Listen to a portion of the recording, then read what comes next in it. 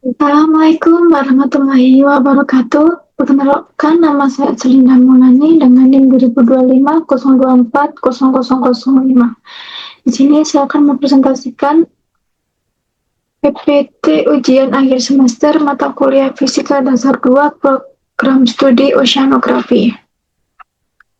Soal pertama, double sensor konduktivitas laut dianggap sebagai muatan listrik Q sama dengan 4 mikrokolom di dalam medium air laut. Hitung potensial listrik pada jarak R sama dengan 15 cm dari pusat problem dengan konstanta permitivitas air laut disesuaikan.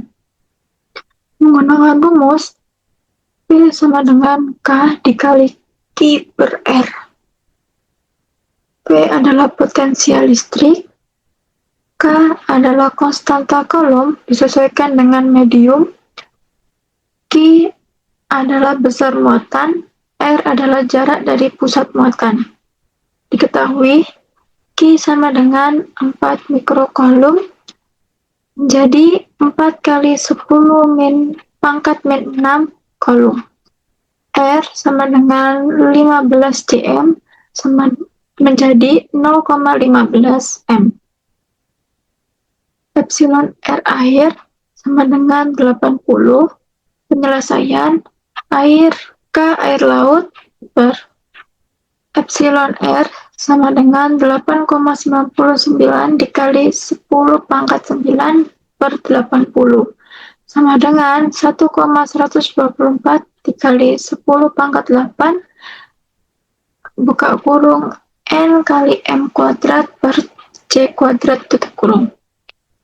Masukkan rumusnya, V sama dengan K dikali Q per R sama dengan 1,124 dikali 10 pangkat 8 dikali buka kurung 4 kali 10 pangkat min 6 per 0,15 tutup kurung. Jawabannya P adalah 2997 volt menjadi 3 kV. Soal yang kedua, rangkaian internal current meter tersusun seri resistor sensor aliran R1 sama dengan 100 ohmega, hambatan dalam baterai R sama dengan 2 ohmega dan resistor transmisi data R2 sama dengan 50 ohmega dengan sumber tegangan 12 volt. Hitung arus loop utama dengan hukum Kirchhoff. Menggunakan rumus sigma epsilon ditambah sigma buka kurung I dikali R tutup kurung sama dengan 0. Sigma epsilon adalah jumlah seluruh sumber tegangan GGL atau EMF dalam loop. I adalah arus listrik yang mengalir. R adalah hambatan tiap komponen dalam loop. R1 adalah hambatan resistor sensor aliran. R adalah hambatan dalam baterai. R2 adalah hambatan resistor transmisi data. Diketahui R1 sama dengan 100 ohmega, R sama dengan 2pi, R2 sama dengan 50 ohmega, epsilon sama dengan 12p. Penyelesaiannya R total sama dengan R1 ditambah R ditambah R2 sama dengan 100 ditambah 2 ditambah 50 sama dengan 152 omega. I sama dengan epsilon per R total, I sama dengan 12 per 152. Jawabannya I adalah 0,0789 ampere menjadi 78,9 ampere. Soal yang ketiga, kabel transmisi bawah laut sepanjang 10 m dialiri arus 5A. Kabel berada dalam medan magnet bumi di dasar laut sebesar 0,5 T, yang arahnya tegak lurus terhadap kabel. Hitung besar gaya Lorentz yang dialami kabel tersebut. Menggunakan rumus F sama dengan B kali I kali L kali sin theta. F adalah gaya Lorentz yang dialami kabel, B adalah kuat medan magnet, I adalah arus listrik yang mengalir pada kabel, L adalah panjang kabel yang berada dalam medan magnet. Theta adalah sudut antara arah arus dan arah medan. Diketahui L sama dengan 10 M, I sama dengan 5A, B sama dengan 0,5 T, theta sama dengan 90 derajat tegak lurus.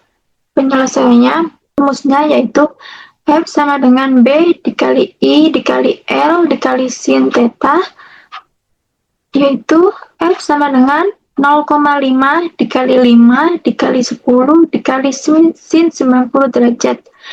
Sin 90 derajat sama dengan 1 gaya maksimal. Jadi jawabannya F sama dengan 25 Newton. Soal yang keempat, sinar matahari datang dari udara N1 sama dengan 1.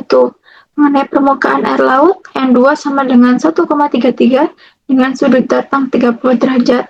Tentukan 1 sudut bias sinar di dalam air laut, dan 2 kedalaman semu benda pada kedalaman nyata 4 M.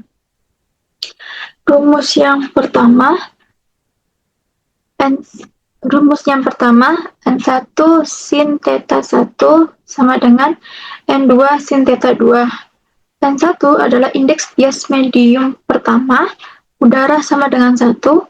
N2 adalah indeks bias medium kedua, air laut sama dengan 1,33. Theta 1 adalah sudut datang diukur dari garis normal, satuannya derajat.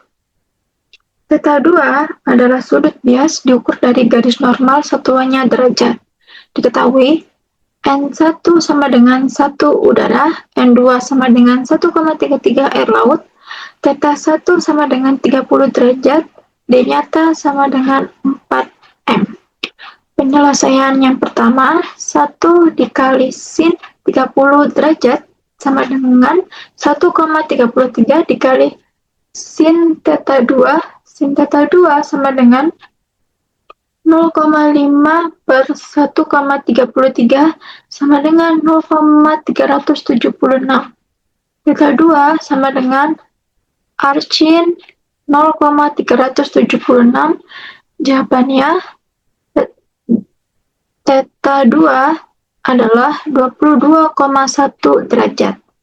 Rumus yang kedua, D semu sama dengan D nyata dikali N1 per N2. D semu adalah kedalaman yang terlihat dari permukaan. D nyata adalah kedalaman sebenarnya benda. N1 adalah indeks bias medium tempat pengamat berada. N2 adalah indeks bias medium tempat benda berada. Penyelesaian yang kedua, D semu sama dengan 4 dikali 1 per 1,33. Jawabannya D semu sama dengan 3,01 M.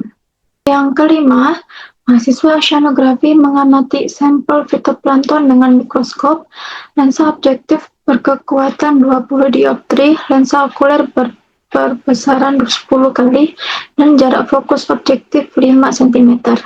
Hitung perbesaran total mikroskop tersebut. Rumus yang pertama, M sama dengan MOBJ dikali MOK.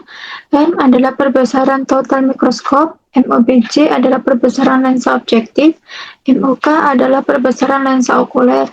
Rumus yang kedua, MOBJ sama dengan SN per FOBJ.